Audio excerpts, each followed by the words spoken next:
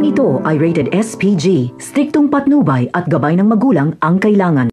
Akala nga nila Tanggol ay makakalaya na sila.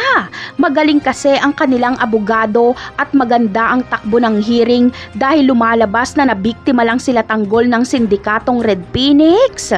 Sasabihin kasi nila Tanggol na wala silang kaalam-alam na droga pala ang kanilang dinideliver. Pero bandang huli ay hindi pa rin mapapawalang sala sila Tanggol.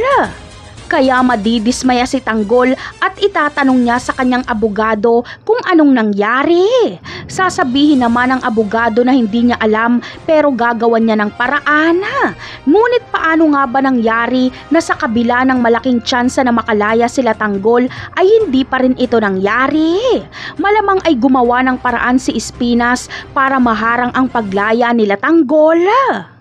Ganun pa man ay magagawan pa rin ang paraan para makalaya si Tanggol. Samantala, sa paglaya ni Tanggol ay agad siyang mapapasabak sa gulo. Susubukan kasi ni Don Facundo ang galing at tapang ni Tanggol. Pagtritripa ng mga tauhan ni Don Facundo si Tanggol hanggang sa magkasuntukan na. Bagsak lahat ng mga kalaban ni Tanggol kaya bibilib sa kanya si Don Facundo. Pagkatapos nito ay agad nahanapin ni Tanggol si Bubbles.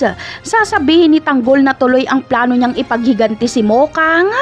Magdidesisyon si Bubbles na samahan si Tanggol sa mga laban nito dahil utang niya dito ang kanyang buhay. Hindi rin kasi kakayanin ni Bubbles na may mangyaring masama kay Tanggol nang hindi niya man lang ito matutulungan. Napakarami pa nating dapat abangan sa mga susunod na episode. Paalam!